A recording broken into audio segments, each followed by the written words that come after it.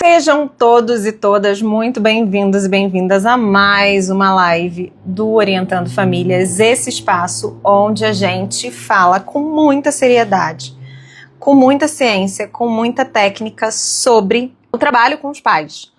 E o tema de hoje, não vou enrolar para a gente começar a falar, porque é um tema que eu gosto, é um tema que eu falo muito.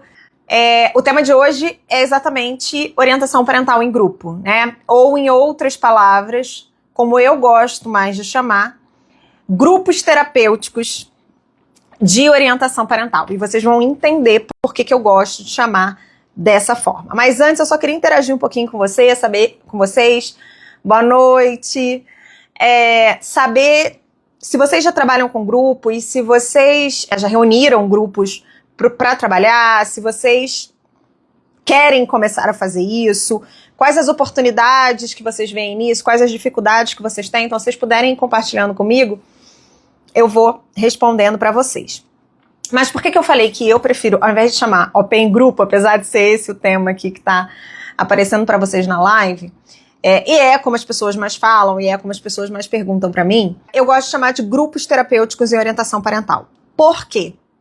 Por causa do nosso lugar de fala, em primeiro lugar. Então, nós somos psicólogos, a maioria aqui, né, que nos segue, somos profissionais de saúde mental.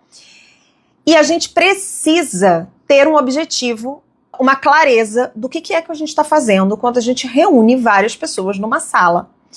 E se coloca naquela sala a partir desse lugar de profissional de psicologia. Então, essa é a primeira pontuação que eu quero fazer. Você não pode ou não deveria chamar de grupo, eu vou fazer um trabalho em grupo, vou montar um grupo de pais, que é como vocês chegam pra mim, eu quero montar um grupo de pais, vocês dão aula sobre grupo? Sim, mas a gente dá aula sobre grupo terapêutico. A gente dá aula sobre grupo terapêutico, a gente fala com vocês sobre a diferença de fazer um workshop, a diferença de um grupo terapêutico para um workshop, para uma roda de conversa. Eles têm objetivo, um grupo focal já é uma outra coisa. Então, a gente precisa ter isso muito bem diferenciado e aquilo que a gente se propuser a fazer, a gente ter capacitação para fazer. Lembrando, a partir de que lugar de fala eu tô me colocando dentro diante daquelas pessoas. Se eu estou ali como uma psicóloga, se eu estou ali como uma facilitadora de vivências, se eu estou ali como num grupo com uma proposta psicoeducativa, né, numa proposta mais de esclarecimento, eu preciso definir isso antes de começar o trabalho com grupos, tá? E uma outra pergunta que vocês trazem muito é se a metodologia que a gente ensina, quem estava no retiro aí levanta a mão, né, e quem já é nosso aluno, então, quem estava no retiro, a gente conheceu ali uma parte bem importante, uma parte bem mais inicial, mais estratégica, da nossa metodologia. E vocês sempre perguntam se é possível adaptar isso ao trabalho com grupos. Sim, com certeza, desde que a gente esteja trabalhando a partir dessa perspectiva do grupo terapêutico. Aí a metodologia, digamos assim, tem a máximo da eficácia dela no trabalho com grupos. Mas eu não quero fazer uma roda de conversa, workshop. Ok, a nossa metodologia também vai te ajudar. Mas são trabalhos que têm objetivos diferentes. Então, é super possível a gente adaptar. E aí, fiz esse recorte, fiz essa explicação para vocês. E aí, quero saber de vocês. Enquanto vocês não interagirem, eu vou continuar entregando conteúdo, não. Quero saber de vocês se vocês já trabalham, se vocês não trabalham com grupos, quais são as dificuldades que vocês encontram, para a gente seguir conversando. Tá? Então eu sei que tem um delay, eu vou até falar mais devagar, que é para dar tempo de vocês me responderem. E aí eu quero que vocês coloquem aí pra gente conversar. O que eu preciso dizer para vocês também? Que pro trabalho com grupos terapêuticos em orientação parental, então, eu quero orientar pais em grupo. Tá, você precisa, como tudo nesta vida de meu Deus, ter a base. Então, ótimo, a Silvia diz que não trabalha ainda e eu vou te mostrar como isso é uma grande oportunidade na nossa área e por que é uma oportunidade que precisa ser melhor explorada. A Carla já trabalha. Por quê? Mas voltando aqui, a gente, como tudo nessa vida, a gente precisa de base. Então, qual é a base que eu preciso ter? A primeira base que eu preciso ter para trabalhar com os grupos de orientação parental. Ter uma base conceitual, técnica, para o trabalho com grupos de uma forma geral. Porque isso é um campo de estudo muito específico dentro da psicologia. Tá? A Clarice está falando que ainda não trabalha, que está montando projeto. A Clarice é a nossa aluna. Inclusive, Clarice, assista a aula que a gente tem sobre grupo terapêutico em OP, porque lá eu dou todo esse embasamento para vocês, né? De onde é que foi? Eu tô até com o roteiro aqui da aula aberta, não vou dar a aula aqui porque não vai dar tempo, mas a gente fala da origem do trabalho de grupo. A gente traz uma perspectiva de grupo que, assim, como quase tudo na psicologia também, quando a gente vai estudar um determinado fenômeno, a gente tem várias vertentes, né? Então, dentro lá da formação, a aula que eu dou, eu apresento os grupos como comunidades criativas, né? Como é que a gente pode olhar para esses grupos e, a partir dessa perspectiva, que é embasada, tá? Não vozes da minha cabeça, não. A partir dessa perspectiva, né? Olhando os grupos como comunidades criativas, como é que a gente pode, o que a gente pode extrair dessa configuração de trabalho, né? Do fato de estarem ali várias pessoas na mesma sala. Como é que a gente gerencia essas diferenças a favor do objetivo terapêutico daquele grupo. Então, vocês precisam estudar sobre grupos. E eu apresento ali alguns princípios básicos, né? Algumas regras que são importantes, que vocês sempre estabeleçam em qualquer grupo. E aí, só depois, a gente fala dos fatores terapêuticos, que é do Yalom, né? Que ele vai trazer ali quais são 11 fatores terapêuticos que fazem com que um grupo consiga promover, de fato, mudanças para os seus integrantes, né? E aí depois que a gente vai entrando mais na parte da orientação parental. E aí entra os nossos 5 níveis também no trabalho com grupos. Claro que de uma forma menos aprofundada, porque essa é a própria proposta do grupo, a gente não vai aprofundar individualmente, a gente vai aproveitar essa potência da comunidade para que haja uma construção conjunta de soluções, né? Para que a criatividade de um reverbere. Vou falar, a Carla pediu, tá vendo? Quando vocês interagem, eu faço o que vocês pedem. A Carla pediu, vou falar, já. Exatamente, né? Para que as diferenças não atrapalhem e para que, por exemplo, a criatividade de um reverbere, por exemplo, na falta de imaginação do outro, né? Então o grupo tem muito essa capacidade de complementar competências, né? E dali sair alguma coisa que é relevante para o todo. Essa, por exemplo, é uma noção mais teórica de como deveria funcionar o grupo. E vocês precisam ter essa noção.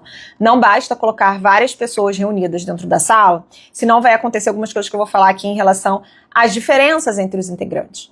Se a gente não planeja muito bem também, se a gente não conhece como que funciona um trabalho de grupo, de uma forma geral, se a gente não planeja muito bem esses grupos, a chance de dar problema e das pessoas não saírem satisfeitas com o trabalho de vocês é muito grande. Ou então, existe uma chance de você chamar de grupo terapêutico alguma coisa que foi uma roda de conversa. Ou você chamar de grupo terapêutico alguma coisa que foi um workshop, que foi uma vivência coletiva a respeito de um determinado tema, ou que foi um encontro de psicoeducação. Tá? É muito importante a gente compreender essa diferença, até para que eticamente a gente ofereça e precifique de acordo com aquilo que a gente está entregando. Beleza? Então, vamos aqui, deixa eu usar minha cola para poder falar com a Carla pediu pra gente falar, para eu falar mais sobre essas diferenças entre os integrantes. Então, quando a gente compreende, né, o grupo como uma comunidade criativa, que é aquilo que eu estava falando, vou até voltar um pouquinho nesse conceito. O que é entender um grupo como uma comunidade criativa? Entender que ali elas não são só pessoas. O trabalho com grupo não pode ser só um lugar para as pessoas se sentirem bem aceitas, bem recebidas, ou sentirem que elas não estão sofrendo sozinhas, porque isso é uma comunidade de apoio.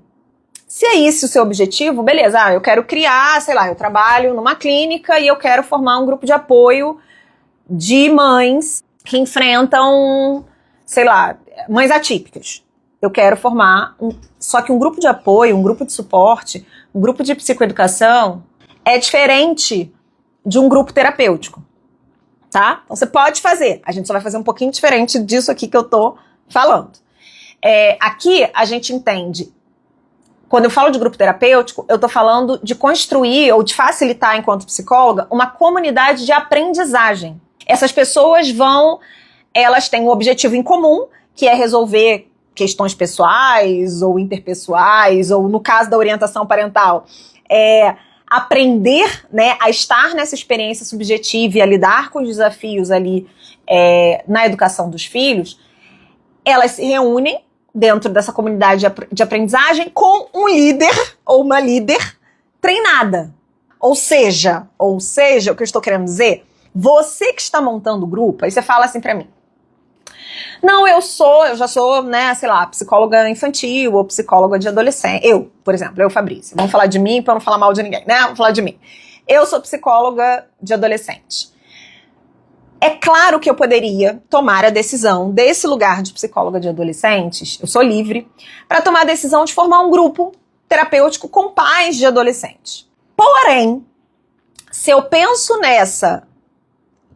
nesse critério de que o líder do grupo precisa estar treinado, e eu vou trabalhar com pais, é meio óbvio que eu vou dizer, mas é verdade. Eu preciso, além de conhecer sobre o desenvolvimento, além de conhecer sobre a adolescência, sobre o desenvolvimento humano, eu preciso também compreender sobre parentalidade. Porque o que vai emergir no grupo são questões da parentalidade em relação à adolescência, e não questões da adolescência. Então, se eu sou uma expert em adolescência, eu vou ajudar pouco esses pais. Aí é melhor fazer um grupo de adolescentes. Porque se eu vou fazer um grupo de mães, um grupo de pais, eu preciso conhecer sobre a experiência subjetiva nesse papel. Sobre aqueles, diferente do atendimento individual, onde eu vou precisar ter um conhecimento, por exemplo, sei lá, eu tô atendendo um paciente ansioso. No atendimento individual, eu preciso, além de conhecer o que está na base, né, do transtorno de ansiedade, além de conhecer lá os critérios diagnósticos, etc., eu tenho que trazer um olhar mais individualizado para como aquele sujeito experimenta o quadro ansioso. No grupo, é diferente. No grupo, eu preciso...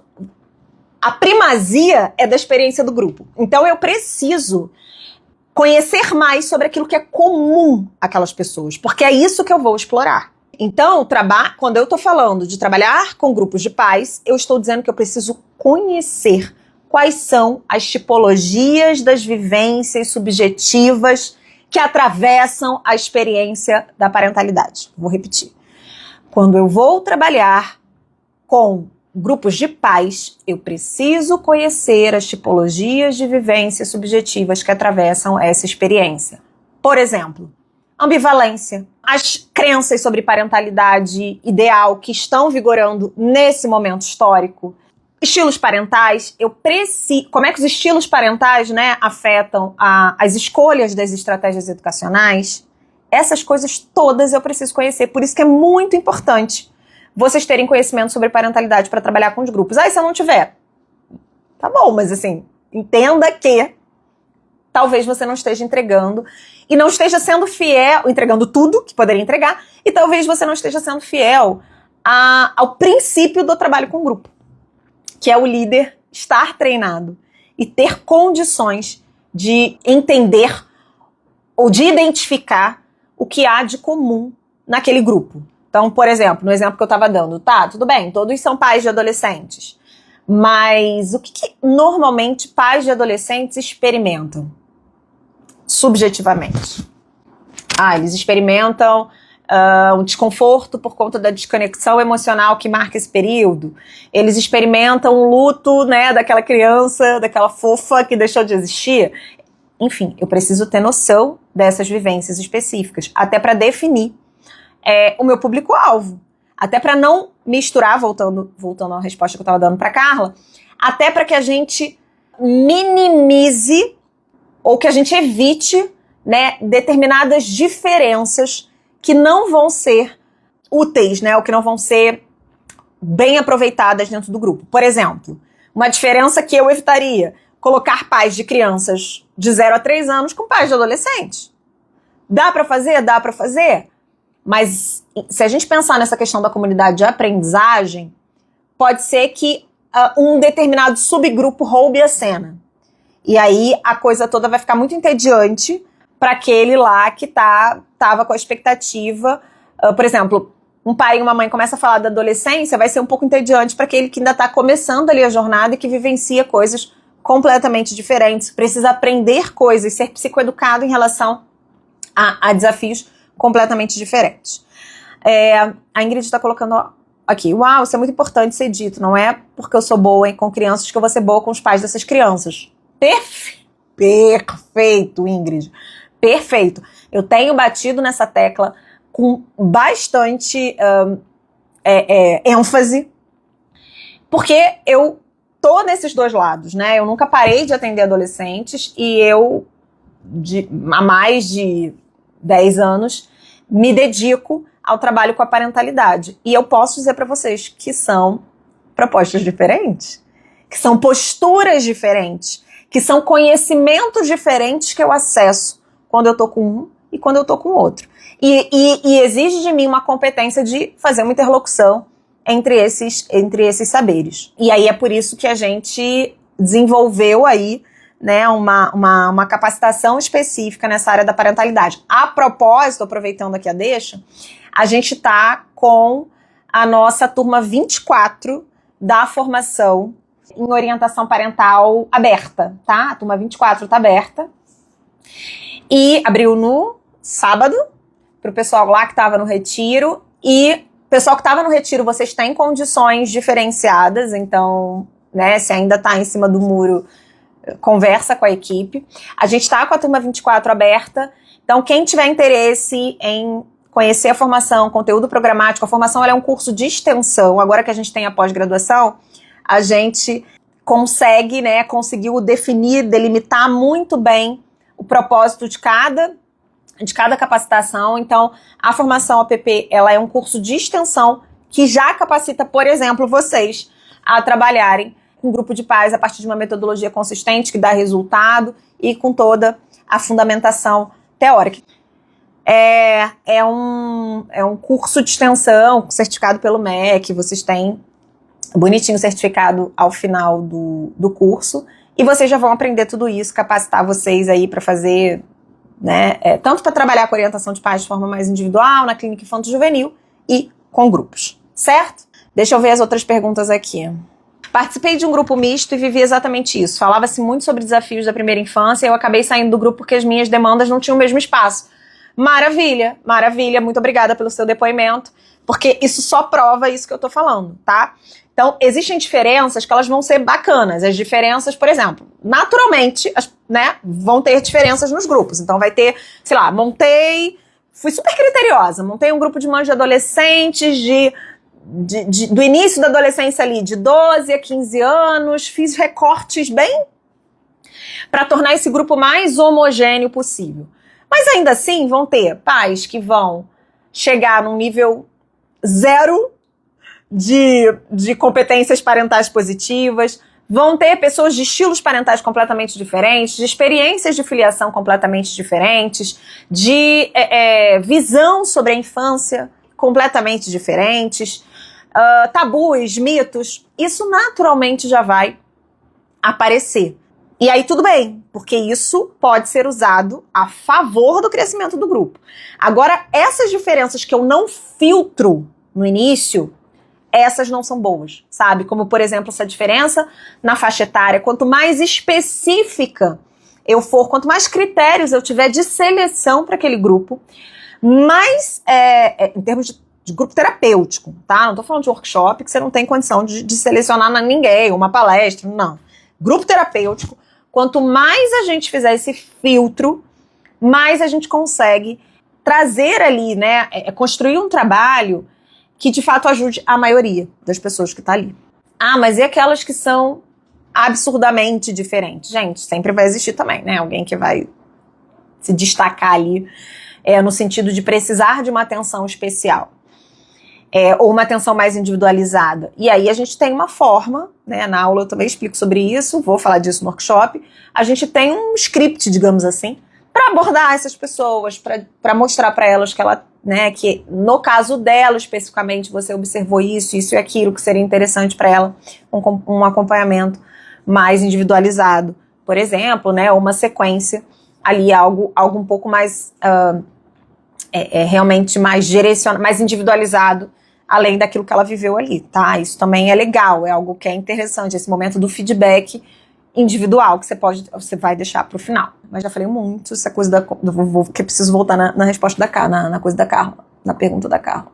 A pergunta da clínica, enfim, tem uma pergunta da clínica aqui. Mas é direcionado para quais profissionais? Você está dizendo a formação? A formação, ela é direcionada para profissionais de saúde e educação, com uma carga horária ali maior, né, digamos assim, de conteúdo para os profissionais de psicologia, tá? Então a gente, dentro da plataforma, isso tá organizado, né? A gente sinaliza quais são as aulas que, assim, que não vai fazer, talvez, não vai ser tão interessante para o profissional, ou que o profissional de educação, de saúde vai ter que adaptar ali para a área dele, mas que o psicólogo precisa. Eu não sei se essa foi a sua pergunta, foi isso que eu entendi. A Ingrid está perguntando, então, pensando no plano de ação para a venda desse grupo, é importante delimitar a idade dos filhos? Como seria? Não é obrigatório, mas é bem interessante delimitar. É bem interessante. Se você for fazer um grupo terapêutico, por exemplo, vou fazer um grupo de 10 encontros, né? Quanto mais você tiver a oportunidade de aprofundar, mais interessante eu acho que é você nichar, né? Então eu vou falar, por exemplo, mas eu quero falar sobre os desafios da tecnologia, os desafios atuais do uso da tecnologia. Por exemplo, acesso a mídias. Você concorda comigo que vai ser muito difícil? Porque, assim, o efeito, né, ou o tempo de exposição, enfim, todos esses assuntos que circulam em torno da tecnologia, do acesso à tecnologia, eles são diferentes, assim, muito diferentes. Se eu tô falando de uma criança muito pequena e se eu tô falando de um adolescente que já quer ter uma rede social, que já, aos 13 anos, que já quer, entende? Então, assim, fica difícil o manejo. Se você tá numa palestra, se você tá num workshop, que vai ter você vai poder abrir um espaço para perguntas, você só vai encontrar com aquelas pessoas ali, você vai responder aquelas perguntas de uma forma mais, não superficial, mas de uma forma mais objetiva, né? Não vai ter um trabalho, de fato, de mobilização emocional com aquelas pessoas, etc. Ok. Mas o grupo terapêutico eu gosto de definir, eu sugiro que a gente torne esse grupo mais homogêneo possível, que a gente tenha critérios de seleção.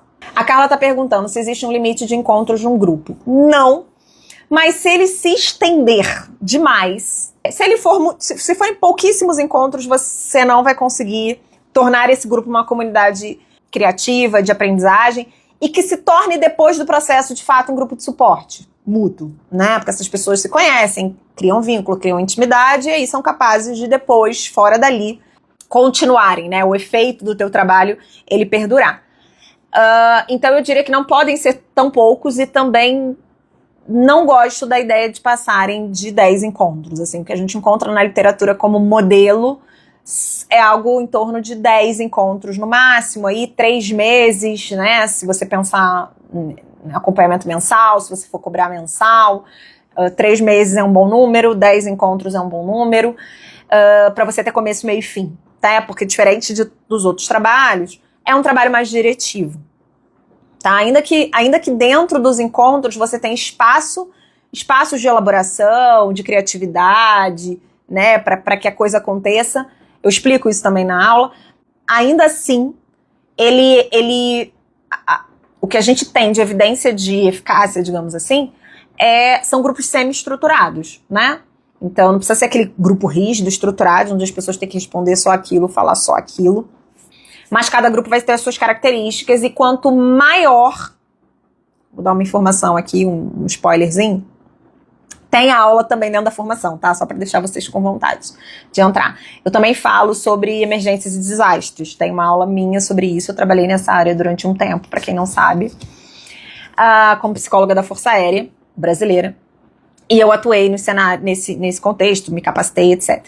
Quando a gente está falando, por exemplo, de emergências e desastres, aí o grupo precisa ser ainda mais diretivo. Ele precisa ter uma estrutura mais protocolar mesmo, tá? Porque a gente tem que evitar ali, por exemplo, deixar as pessoas ficarem detalhando o trauma na frente dos outros, entende?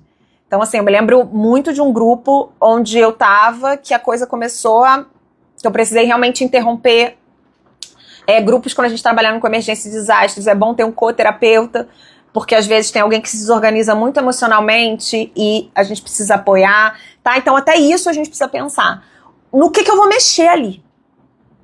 Então, eu penso, por isso que eu falei do planejamento lá atrás, eu tenho que pensar bem no tema, eu tenho que pensar bem no público-alvo, e aí só depois eu monto a estrutura dos encontros. Vocês costumam querer fazer o contrário. Eu pensei em fazer um grupo de pais que vai ter isso, que vai ter aquilo, vai ter aquilo. Tá, quem são esses pais? O que você pretende mobilizar neles? E se a coisa sair do controle? Você tem que estar sozinha? Porque se o tema ele for um tema menos sensível, tá? Ou com essa, né? Gente, assim, vocês concordam comigo que falar de monitoramento digital é diferente de falar de sexualidade? Falar de luto é diferente de falar de birra. Então, isso também tem que entrar no planejamento de vocês. Indico muito a minha aula e workshop, tá? Isso fica a dica. E aí, deixa eu falar das diferenças, que até agora eu não respondi, gente. Então, eu vou falar aqui, eu tô escolhendo o que eu vou falar pra vocês, porque tem muita coisa, mas eu vou falar isso aqui. Vou falar isso aqui que eu acho interessante. Antes, deixa eu só ver se não tem uma pergunta que dê pra responder rápido e aí depois... Vai ter. Na verdade, na pós vocês vão ter um módulo, né, inteiro sobre grupo, que também sou eu que vou dar. E aí a gente vai falar sobre todos esses grupos, loucamente, assim, sobre todas essas possibilidades de grupo, né. Caroline, vou responder a sua dúvida já, porque eu vou apresentar o trabalho de grupo como oportunidade, e eu vou falar dessa questão da precificação, tá? Se eu esquecer, você me lembra. Era a última pergunta. Então deixa eu voltar aqui ao que eu prometi que eu ia responder pra Carla. A Carla me perguntou sobre como lidar com as diferenças, como a gente faz esse manejo das diferenças. Uma das coisas que, quando a gente tá com esse objetivo de construir um grupo terapêutico, a gente precisa ter algumas regras básicas. Então, a gente precisa selecionar muito bem o nosso público-alvo, planejar os encontros, né? Ainda que haja espaço para espontaneidade, para o que acontecer ali, enfim, ok. E a gente precisa ter regras básicas, tá? Então, por exemplo, num grupo, é muito importante que as pessoas assumam a autoria da própria fala. Então, sabe aquela coisa assim do agente? Não, porque a gente acha, assim, a maioria das pessoas acha. Não. Você acha. Dentro de um grupo terapêutico, as pessoas precisam assumir a autoria da própria fala. Porque ninguém me autorizou a falar pelo coleguinha, entendeu? Ninguém me autorizou. Quem me autorizou? A pessoa do lado falou, não, pode falar pelo... Por quê? Quando tem alguém, ainda mais, sabe aquela figura que tem mais habilidade de liderança, para não dizer outra coisa? Aquela pessoa que precisa aparecer pro terapeuta, sabe? Precisa agradar o terapeuta.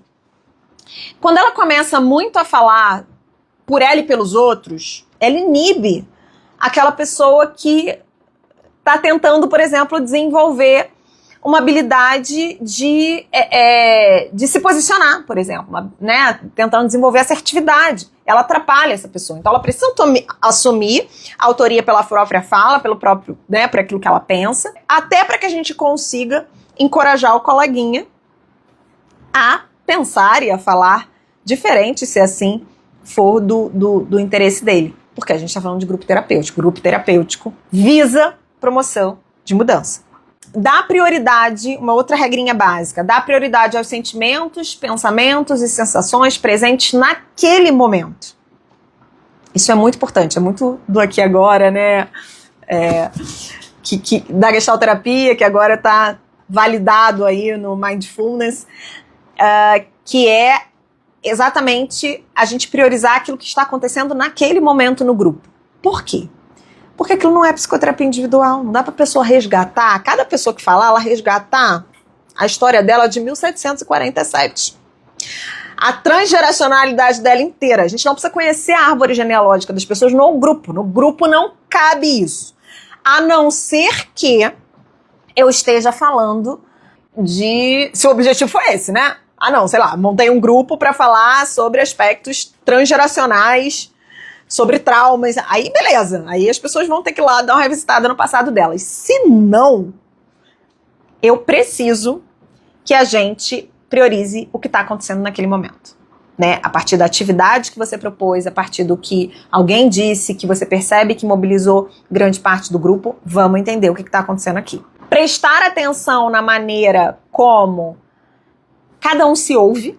Então, você precisa incentivar as pessoas do grupo a perceberem como elas se sentem quando o outro está se colocando, quando o outro está trazendo uma ideia diferente. Isso a gente está nesse processo ampliando a consciência situacional daquelas pessoas, ampliando o autoconhecimento dela, inclusive, né?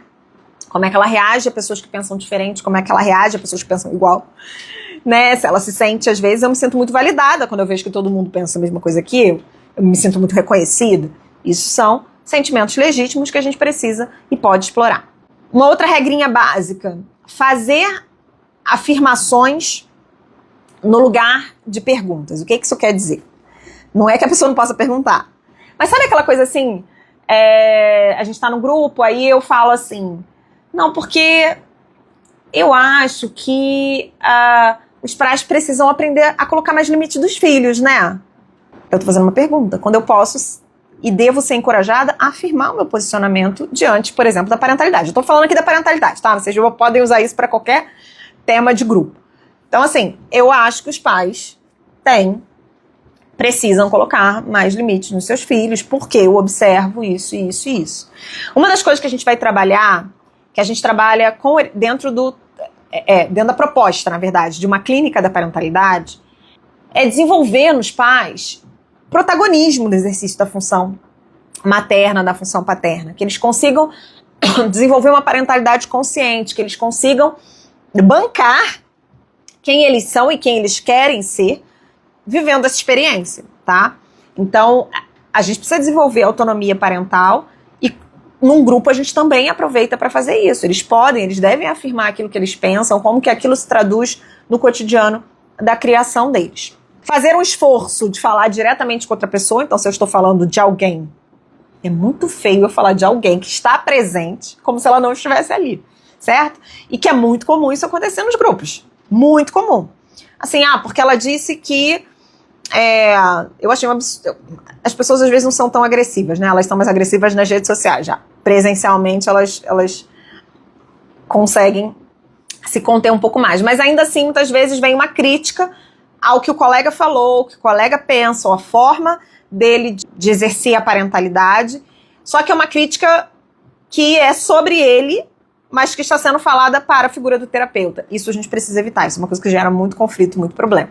Então, se eu tenho alguma coisa para dizer para a fulaninha, né? Se eu tenho uma coisa de dizer para Maria, para Lucia, para Mércia, eu me viro para Mércia, para Maria e para Lucia e falo o que eu preciso dizer. Porque isso é um exercício também de empatia, é um exercício de trabalhar a comunicação não violenta, né? Uma comunicação mais funcional. Habilidades que eu vou precisar usar no dia a dia, na experiência, com os meus filhos também. Ouvir e validar a experiência do outro, isso é, mais uma vez, um exercício de empatia. E, gente, a principal regra, uma das principais regras de um grupo, que é a confidencialidade. Ainda mais em tempos de exposição, como a gente vive, de exposição em rede social. Então, muito cuidado com as fotos do grupo. Tenha certeza que todo mundo quer aparecer na foto que você vai postar. Aquelas pessoas estão dentro de um grupo terapêutico. É diferente de uma palestra, onde você fala, eu quero fazer uma foto, aqui uma selfie. Quem não quer, vai embora. Mas dentro de um grupo, aquelas pessoas estão construindo vínculo. Talvez elas não queiram que ninguém saiba que elas estão num grupo terapêutico. Talvez elas tenham questões com isso. Então, muito cuidado, tá? Essa confidencialidade, a responsabilidade é sua, como profissional de psicologia. Não, mas eu disse para as pessoas que o que está ali não sai dali. É muito pouco dizer isso. A gente precisa ter critérios aí mais claros para que sejam seguidos com consequências diretas. Então, a gente fez todas as orientações e alguém foi lá no dia seguinte botou no Instagram, participando do grupo de pais para falar sobre, e mostra os coleguinhas todos, tá? Precisa existir uma consequência. Qual vai ser? Aí você vai definir se você vai graduar as consequências, né? Tipo, aconteceu uma vez, vai ser chamada atenção, e o post vai, né? Você vai pedir pra pessoa ali retirar o post, o story. Segunda vez, né? Até realmente a gente pensar naquela pessoa ser convidada a se retirar, porque você é responsável por todos ali. Esse é um outro desafio importante do trabalho com grupos. A responsabilidade do sigilo é do profissional de psicologia, inclusive do monitoramento das ações desse grupo. Então, sejam muito claros em relação a esses critérios de confidencialidade. A Lucy está perguntando, e como o terapeuta faz essa intervenção quando alguém afirma algo disfarçado de pergunta? Você tem que assistir minha aula, não tô brincando, eu vou responder. Eu dou vários exemplos, tá? Durante a aula, mas um que eu poderia te dar aqui, que talvez seja o que eu mais goste, quando alguém traz uma pergunta, mas assim, né, a afirmação disfarçada de pergunta, eu falo assim, você tá perguntando ou você pensa isso? Você quer saber o que você quer? Você quer saber a nossa opinião? Ou essa é a sua opinião? Você tem alguma opinião sobre o assunto? E às vezes a pessoa fala, não, eu queria a opinião dos colegas. Tá, mas primeiro eu queria ouvir a sua. É a sua vez de falar, primeiro eu queria ouvir a sua, depois a gente vai ouvir a opinião dos colegas. Tá? Então, não é uma intervenção agressiva, não. Mas a gente precisa evitar. Ai, Caroline, tá passando pra me lembrar o que, Jesus? De eu falar do preço, né? Como cobrar. Tá, então vamos lá. Eu vou falar do grupo, vou fazer de trás pra frente aqui. Antes de eu responder a sua pergunta, porque eu quero chegar na precificação, eu acho muito interessante que vocês considerem o trabalho com grupos. Dentro da orientação parental ou não, que vocês considerem o trabalho com grupos por alguns motivos. O trabalho com grupo aumenta o acesso das pessoas, né, a um serviço de psicologia que talvez elas não conseguissem pagar individualmente. Existe uma potência no grupo que ela não vai existir, né, que é a potência da comunidade de aprendizagem, que ela não vai existir no atendimento individual. Então tem muitos ganhos em se participar de um grupo, tá? Eu mesma sou uma pessoa que oscilo, né, entre psicoterapia individual e estar em algum grupo. Dependendo do meu momento de vida. Porque eu acho muito interessante. São experiências diferentes que trazem resultados bem diferentes. E tem essa questão mais estratégica em termos de carreira. Por quê? Gente, vamos lá. Também dando um spoiler aqui do outro conteúdo que a gente tem dentro da formação, que é lá dentro do pilar de reconhecimento profissional. A psicoterapia individual, para a maioria de vocês, para a maioria de nós, é o serviço mais caro que você tem para oferecer. É como se fosse uma mentoria, né? Pensar aqui no mercado do marketing, é como se fosse uma mentoria. Às vezes a gente escuta falar assim, né? Você tá procurando uma mentoria para fazer, nossa, uma mentoria 12 mil, 15 mil. Meu Deus, uma mentoria 15 mil.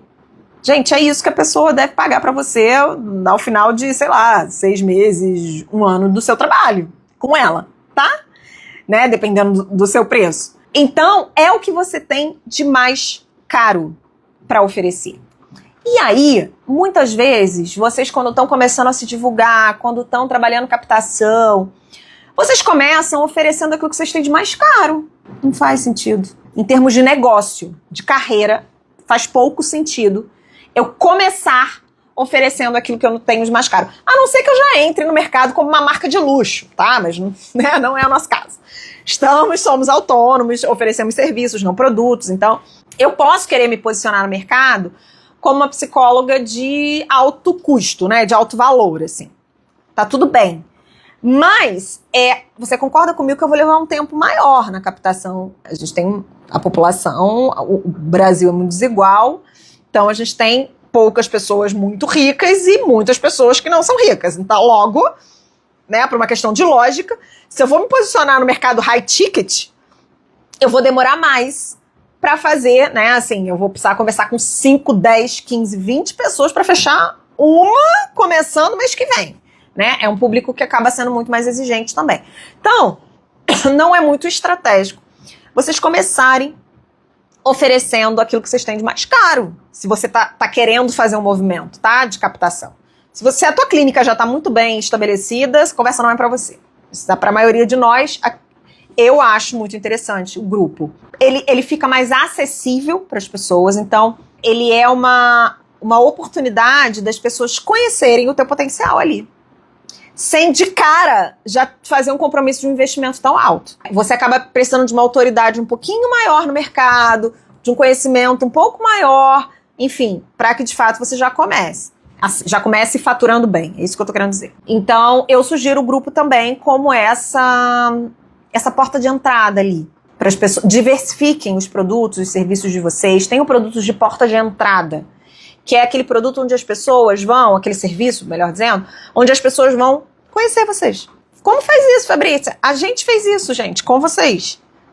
Quem participou do retiro, pagou 57, 67, dependendo do lote lá, pagou um valor pequeno, teve acesso a um conteúdo de muita qualidade, mas aquilo é uma porta de entrada, certo?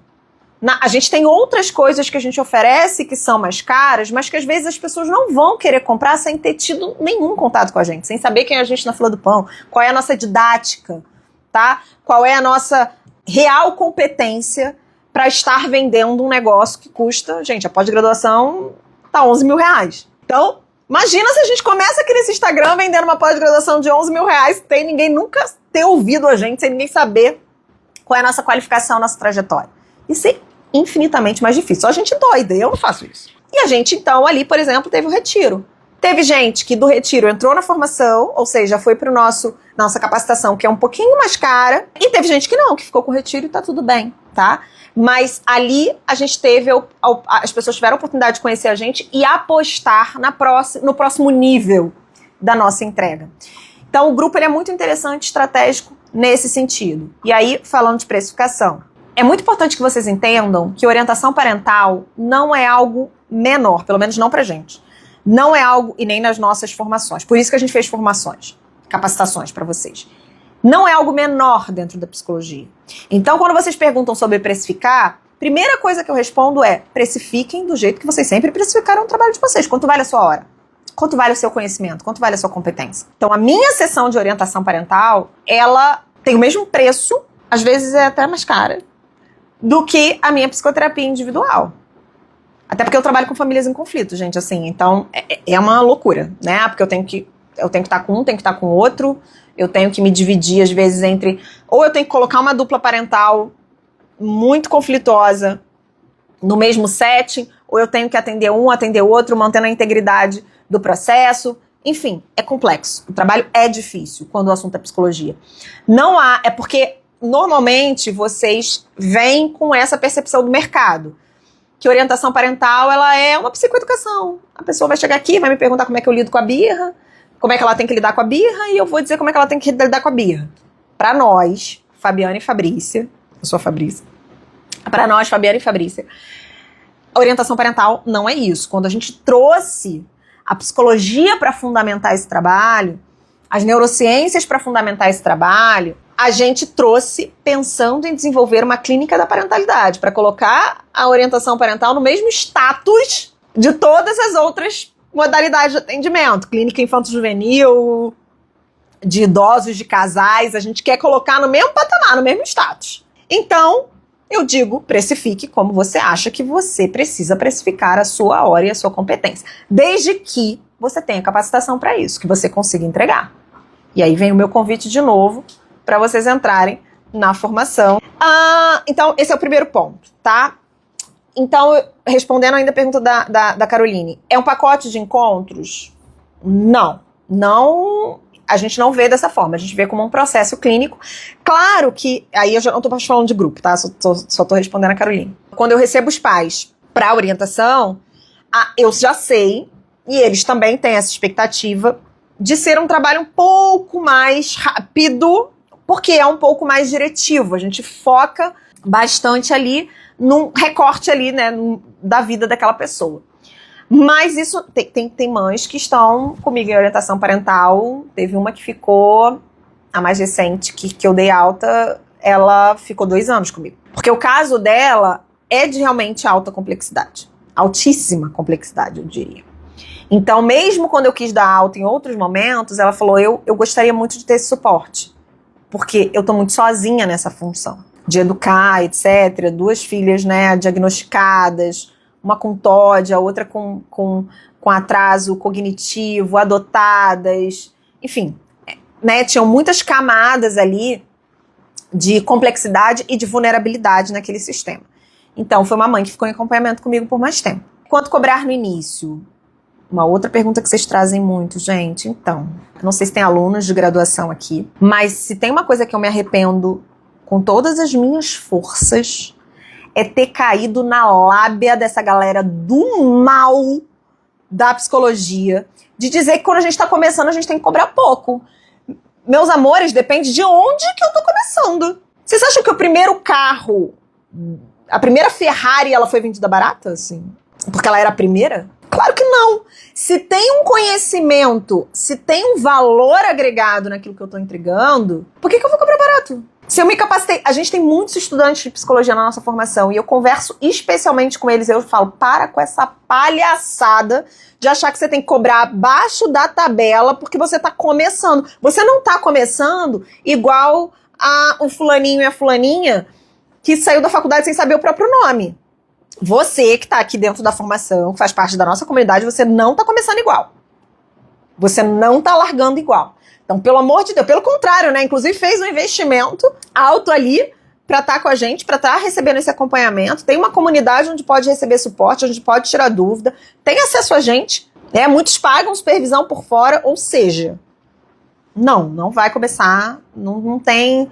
Tem que cobrar o que você acha, o que você considera que é justo, que é compatível com o que você entrega. Você tem que entregar muito. Eu entrego muito porque eu cobro muito, então eu tenho que entregar muito. Assim, meus pacientes, eles falam pra mim que realmente eles têm uma experiência diferenciada, mas eles têm que ter, gente. Eles têm que ter. Porque eu não cobro barato. Então eu não posso entregar pouco. Seria incoerente, seria antiético. Se você entrega muito, se você é capacitado, se você pode cobrar o que você acha que é justo cobrar o valor dos seus atendimentos. Usar o preço, a última coisa que eu vou falar sobre preço, porque senão me empolga, esse assunto eu gosto muito. Posso fazer mais uma live sobre isso, tem algumas aqui no perfil. Posso até fazer, eu acho que toda semana eu vou montar essa linha editorial para trazer conteúdo sobre isso. Mas uma das maiores falácias também, na minha opinião, vocês usarem uma maior falácia não. Falácia é acreditar, né, que precisa cobrar barato no início. Mas uma dos maiores equívocos, vou usar essa palavra, que vocês cometem para a carreira de vocês, é achar que preço, mexer no preço, é o que vai garantir captação e constância. Escutem o que a titia está falando, são mais de 20 anos trabalhando. Escutem com atenção. Você pode ficar refém do preço que você está cobrando, sem perceber. Você vai ficar refém de uma agenda que tem que estar cheia para poder fechar a tua conta no final do mês. Você vai ter muito mais caso para você trabalhar e você não vai conseguir entregar excelência se você está atendendo 40, 50 pacientes por semana, gente. Não dá. É humanamente impossível. O nosso trabalho exige raciocínio clínico. Você imagina um engenheiro entregando 10 projetos por dia? Algum prédio vai cair. Ele vai fazer uma conta errada. Ah, não, mas tem programa que calcula. Vai dar um ruim. Ele vai fazer uma conta errada. Se o prédio não cair, vai rachar. Então, atender 8... Eu não tô dizendo aqui que não tenham pessoas que precisem, tá? Pelo amor de Deus, não tô negando privilégios, realidade de ninguém. Porque eu tô dizendo, como alguém que já esteve nesse lugar, refém do próprio preço, e que a única coisa que eu consegui foi dívida e burnout. Porque eu nunca consegui entregar pouco, então o que eu fazia? Eu cobrava pouco, mas eu também queria fazer supervisão, mas eu também queria me qualificar, eu também queria investir, aí Tom ele ia pedir dinheiro emprestado pro meu pai, Tom ele ia pedir dinheiro emprestado pra Deus e o mundo, pra eu poder me capacitar, porque eu não consegui. Ou seja, a única coisa que eu ganhei cobrando barato foi dívida e um burnout. Então, por favor, pelo amor de Deus, tá? Não usem preço como estratégia de captação. Não, porque o que vocês estão entregando não é uma blusinha de malha que dá pra ser vendida a R$ 9,90. Não. Pelo amor de Deus, pelo amor de Deus. Não negociem a integridade de vocês. Eu sei que às vezes a gente vai precisar, né? Dar uma flexibilizada ali. Tem meses que são difíceis, tem períodos que são difíceis, mas é aí onde a gente precisa se reinventar.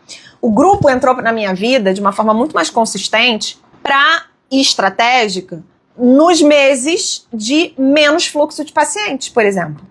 Então, janeiro, julho, antes de julho ali, para garantir um aporte maior de dinheiro. Por exemplo, março é um bom mês para vocês lançarem um grupo de acompanhamento de 3 meses, por exemplo. Vocês conseguem um aporte financeiro maior para dar conta do julho de vocês, que os pacientes vão sumir de férias. Então a gente tem outras saídas, a gente tem outras formas. É por isso que dentro da nossa formação, a gente tem esse pilar do reconhecimento profissional.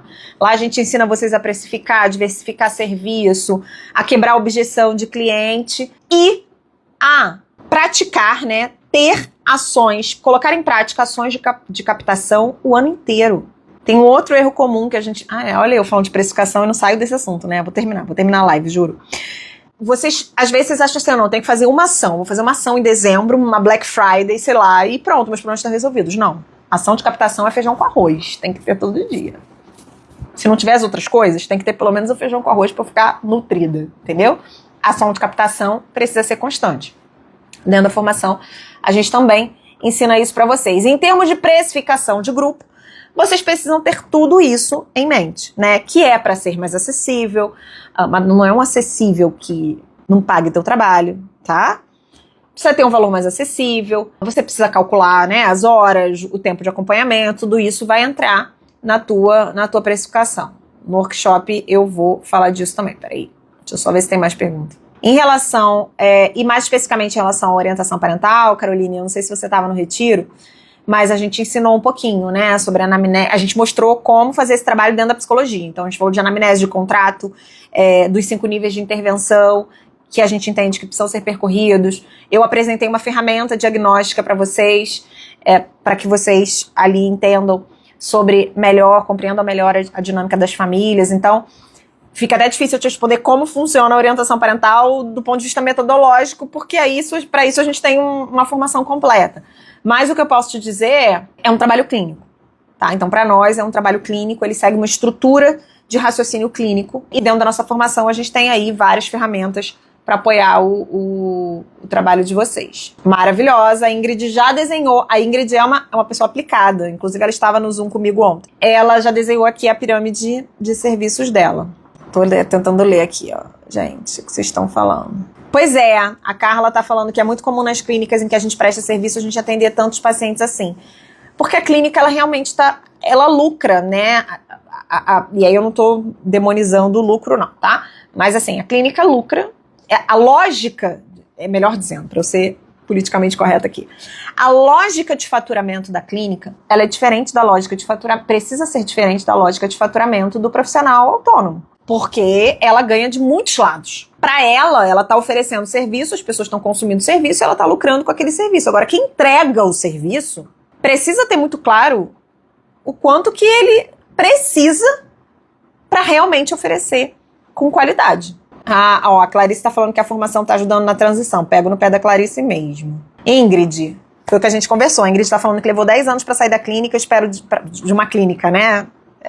Com vários profissionais. Espero de verdade que eu consiga manter essa decisão. Muito pé no chão, eu digo pra você que essa decisão, ela não pode ser mantida só com força de vontade. Decisões que envolvem, gente, construção de carreira, elas precisam de consistência, de ações. Elas precisam de uma entrega de excelência, elas precisam de ações de captação que aconteçam sempre. Você precisa encontrar formas, mesmo sendo autônoma, de trazer mais previsibilidade para sua clínica, para você conseguir tirar suas férias, para você conseguir comprar material escolar do seu filho, pagar o IPVA. Só que é isso. Como é que o método ajuda nisso? Como é que a formação ajuda nisso? Ajuda porque a gente dá para vocês o caminho das pedras para trabalhar com os casos, inclusive os casos de maior complexidade, que vocês podem cobrar bem, que vocês podem precificar bem. Ter um bom método de trabalho me ajuda também a precificar. A Caroline já está falando de um outro recurso, né, que já é um recurso mais avançado, que é o tráfego pago, que é bacana, mas você precisa... Eu diria que as pessoas chegam e aí você precisa sustentar o processo com elas. Então você precisa realmente fazer uma entrega de excelência para que elas te indiquem, para que dali realmente venham mais frutos, né, daquele seu investimento. A Ingrid está perguntando, planejar, divulgar e vender o serviço. A divulgação do grupo em cartaz, story, live, aí vai depender da sua estratégia. Lá no workshop, eu vou ensinar vocês a fazer tudo isso, planejar, divulgar e vender. Então vocês vão entrar, sei lá, talvez sem ideia nenhuma e vão sair de lá com um grupo para rodar, para ser vendido dentro da estratégia que cada um se sentir mais confortável. Vai ter gente que se sente mais confortável usar as redes sociais, tem gente que não vai querer e aí a gente tem outros caminhos, tá? Por exemplo, a Lucy, eu tenho bloqueio da rede social, mas eu tenho boa relação com escolas que me indicam muito aqui no meu bairro. Eu penso em montar uma estratégia para vender. Exatamente, a gente, dentro da formação, a gente no pilar de reconhecimento e dentro da pós também, Lucy, fica tranquila, a gente trabalha estratégias online e offline. Ação de captação é ação para chamar as pessoas para conhecer você. Captar pacientes, captar clientes. Você pode captar no online, você pode captar no offline. Só que cada ambiente exige uma estratégia diferente. Não são extremamente opostos, mas exigem estratégias um pouquinho diferentes. Gente, eu acho que eu falei um monte aí, respondi todas as perguntas, eu acho. Posso depois abrir uma caixinha, porque esse tema rendeu. Mas eu quero, mais uma vez, fazer o convite, então. A gente está com as vagas para a nossa formação OPP aberta, turma 24. Vocês vão ter aula, né, uma aula muito mais aprofundada em relação a isso que eu trouxe hoje. Aula sobre reconhecimento profissional, sobre posicionamento, sobre carreira, aula sobre o método, ferramentas de raciocínio clínico, enfim, o conteúdo é muito extenso. Quem quiser conhecer um pouquinho mais sobre o conteúdo, e no link da bio, que vai receber... A Ingrid, captei a vossa mensagem. Pois é, tô tentando aqui contigo. É desde ontem, mais desde sábado, né? Mas lá na página de inscrição, vocês já não precisam de cara se inscrever, não. Pode entrar na página com carinho e rolar ali a página que vocês vão ver todo o conteúdo, o formato dos encontros. Uma coisa que eu preciso dizer pra vocês, que eu tava até hoje um pouco brava, mais cedo, pensando aqui em algumas coisas, pra mim, pra nós, né, pra Fabiana e eu, formação de qualquer ordem, ela exige acompanhamento, exige proximidade, exige que vocês estejam com a gente, que a gente refine ali, né, tudo que a gente ensinou pra vocês, que vocês possam tirar as dúvidas e tal. E não é o que a gente normalmente tem nesse mercado de produtos digitais, de infoprodutos, né? Eu tenho recebido muitas... Eu faço cursos também, eu compro cursos. Eu tenho conversado com muitas colegas psicólogas também, falando, poxa, comprei um curso que se chamou, né, que dizia que era uma mentoria de sei lá o quê, e a gente não consegue nem falar com as professoras, não teve um encontro ao vivo, não teve... Enfim, esse é um diferencial que a gente sempre fez questão de manter. Na nossa formação, vocês têm encontro com a gente, ao vivo, de acompanhamento, para entender como é que está o desenvolvimento de vocês.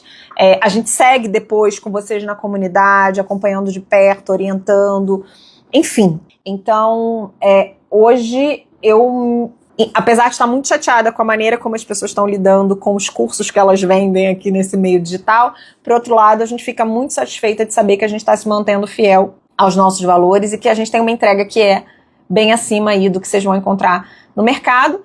E eu diria que não existe realmente nenhum curso de orientação parental que tenha esse foco realmente no trabalho clínico, tá? Do profissional de psicologia. Então vocês vão encontrar muito conteúdo que vai falar sobre parentalidade de uma forma mais solta, que vão ajudar vocês a compreender o fenômeno, vão munir vocês ali de algumas ferramentas, mas é muito importante marcar a diferença da nossa formação, que é entregar para vocês uma metodologia para aplicar do início ao fim e ter resultados, inclusive, financeiros, tá? Dito isso, fica aqui a chamada, me chama no direct também, se quiser. Tem gente que me chama no direct, mas eu quero entender melhor a diferença, pode me chamar, eu mando o meu WhatsApp, a gente conversa, tá tudo sob controle. O que eu quero é realmente mais profissionais de psicologia fazendo a diferença nesse mundo, sendo bem remunerado, ganhando dinheiro. Gente, vocês precisam pega o... Como é que o povo fala? Eu não sei usar as expressões, gente. Enfim, não sei usar a expressão que eu queria usar. Mas pega a visão, não é? Pega a visão. Quanto mais profissionais de psicologia bem remunerados, mais a nossa profissão vai se tornando socialmente valorizada. Infelizmente, é a lógica do mercado. Então, quando a pessoa me pergunta quanto que eu cobro, eu falo X. Aí ela pergunta quanto que a Clarice cobra X menos 2 só, X menos 20. Aí ela pergunta pra Flávia cobra X mais 10, mais 20. A pessoa fala, nossa, então esse é o preço mesmo. Esse é o preço mesmo. É assim que a gente faz, a gente não percebe, mas é assim que a gente faz com o médico. Por exemplo, psiquiatra. Não, o psiquiatra cobrou 600, outro 650, outro 700. É a média mesmo do mercado. Não é assim? Aí a gente vai lá bonitão e paga R$700. Porque a gente, né, faz uma comparação ali, 3, 4 nomes, vê que tem... E se tem um que a galera cobra 700, se tem um que cobra 350, você fala, será que ele é bom? Gente, esse é o comportamento de consumo. A gente precisa entender sobre comportamento de consumo, não para explorar ninguém. A gente nunca vai abrir mão da nossa ética, mas a gente precisa entender sobre comportamento de consumo para a gente conseguir fazer escolhas melhores para nós e sustentarmos a nossa clínica com qualidade. Não sei nem mais por que eu tô falando isso, mas eu tô falando isso. Quem sabe alguém precisava ouvir este pequeno recadinho. Lembrei. Eu quero profissionais cada vez mais capacitados e cada vez mais prósperos também. Porque isso traz um ganho para toda a categoria profissional. Então, Cacilda, digitou a formação. Se você não recebeu o link, me chama pra gente conversar. Eu, pessoalmente, explico pra vocês. Eu, pessoalmente, mostro pra vocês a plataforma. Se for necessário, a gente marca um Zoom, a gente conversa. O que eu não quero é que vocês percam a oportunidade de tudo que a gente conversou aqui, de tudo que a gente partilhou aqui, da gente intensificar isso por causa de dúvida. E nem por causa de pagamento, porque também se for uma questão de essa forma de pagamento não me atende, eu precisava de algo mais flexível, a nossa equipe também consegue conversar com vocês, a gente está à disposição. Tá bom? Foi ótima a nossa conversa, não vejo a hora de ver a galera do lado de cá, para eu poder olhar no olho, vocês me verem com roupa de academia, né, Clarissa? Aquele caos gostoso, meus filhos entrando. Enfim, não vejo a hora. E não vejo a hora de ter realmente cada vez mais profissionais qualificados nesse mercado pra gente mudar a realidade do ambiente de desenvolvimento aí das nossas crianças e nossos adolescentes. Eu acho que isso que a gente faz aqui é um compromisso social importante com a proteção de crianças e adolescentes. Quando a gente cuida de quem cuida, a gente garante um ambiente com menos violência, com mais afeto, né? Afeto que molda o cérebro. E, enfim, a gente evita aí muitas coisas ruins, certo? Beijo, porque eu me empolgo, já são 9h17, eu já deveria o quê? Estar fazendo outra coisa da minha vida, mas eu estou aqui com vocês porque eu realmente gosto muito. Beijo, até a próxima, gente!